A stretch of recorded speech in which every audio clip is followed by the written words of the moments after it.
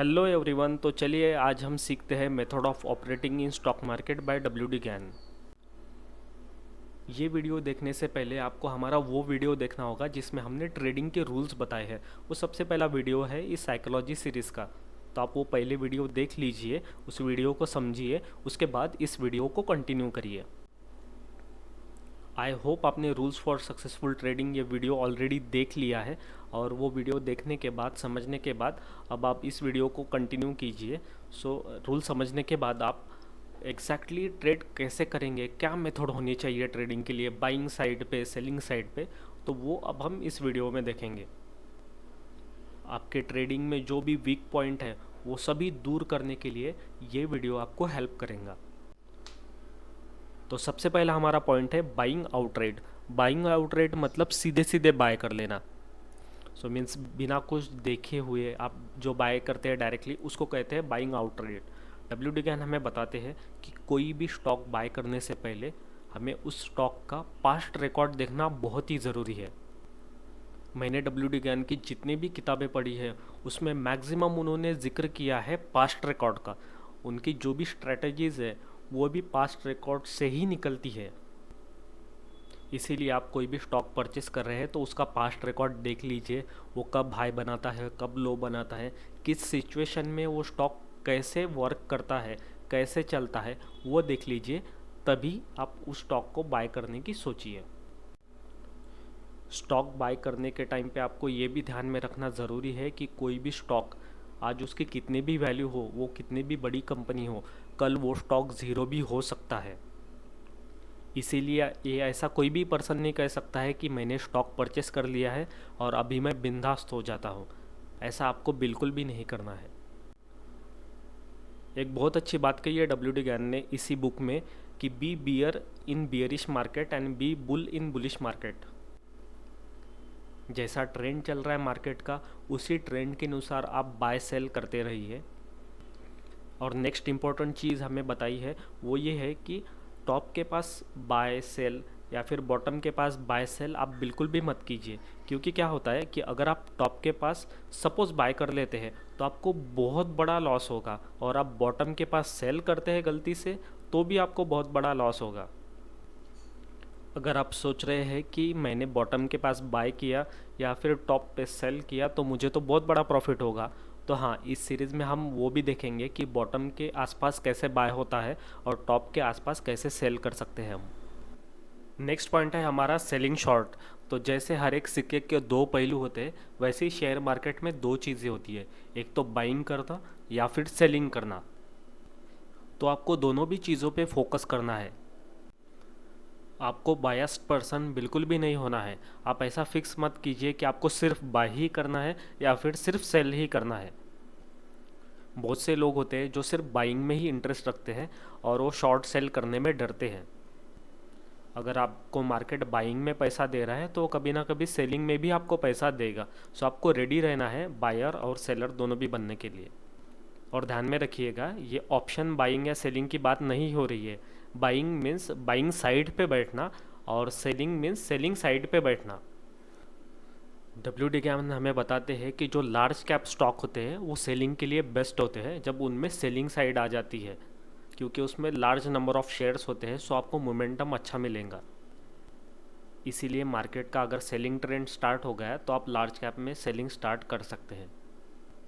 और इसी में नेक्स्ट चीज़ डब्ल्यू डी गैन हमें बताते हैं कि एवरेज ब्रोकर जो होते हैं वो हमेशा जब मार्केट का टॉप आ जाता है तब वो आपको बाइंग रिकमेंड करते हैं, और मार्केट का जब बॉटम आता है तब आपको सेलिंग रिकमेंड करते हैं। सो उनको ज़्यादा कुछ नॉलेज नहीं होता है शेयर मार्केट के बारे में।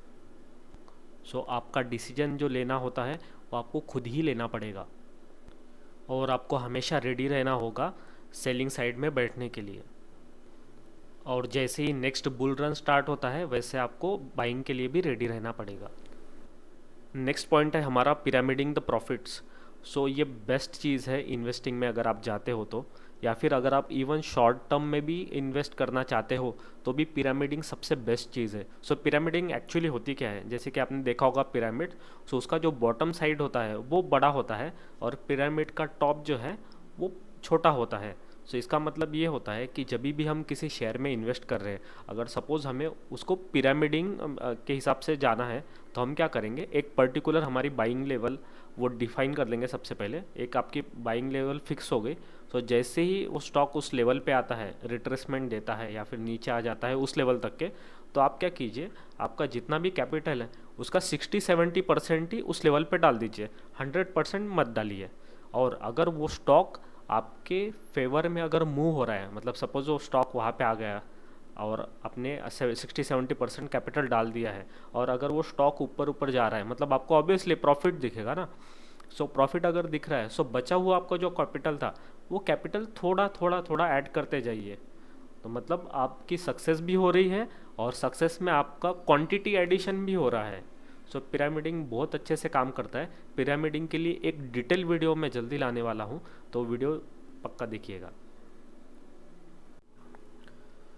नेक्स्ट पॉइंट है buying and selling on scale. So buying and selling on scale, इसका मतलब ये होता है कि जैसे आपने एक पर्टिकुलर पॉइंट पे एंट्री ले ली है, सो एंट्री होने के बाद और उसमें आप जो एडिशन करते हैं और अमाउंट डालते हैं आपके स्टॉक्स में, तो उसको बोलते हैं बाइंग ऑन स्केल। सो इसमें WD ज्ञान हमें बताते हैं, अगर आपने पर्टिकुलर एक लेवल पे बाय कर लिया है और अगर आपको प्रॉफिट होना चालू हो जाए, तो थोड़ा प्रॉफिट होने के बाद आप और क्वांटिटी ऐड कर सकते हैं।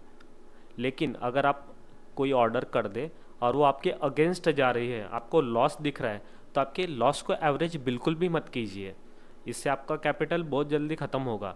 लेकिन वो लॉस अगर अगेन आपका प्रॉफिट में कन्वर्ट हो रहा है और मार्केट आपके फेवर में अगर रन कर रहा है, तो ही आप क्वांटिटी ऐड कीजिए। ये बिल्कुल पिरामिडिंग जैसा ही है। नेक्स्ट पॉइंट है हमारा हेजिंग इन स्टॉक्स।